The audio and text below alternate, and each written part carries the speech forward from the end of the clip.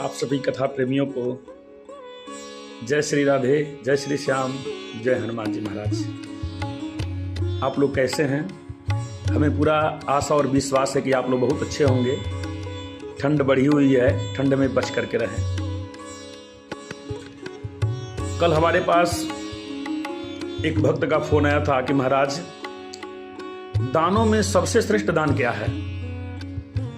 दान तो बहुत है, लेकिन सबसे श्रेष्ठ दान क्या है, इसके बारे में हमें बताएं। तो महाराज आइए हम बताते हैं आप लोगों को कि दानों में सबसे श्रेष्ठ दान क्या है। प्रमाण के साथ मैं बता रहा हूं। दानानां च समस्तानां चत्वारेतानि भूतले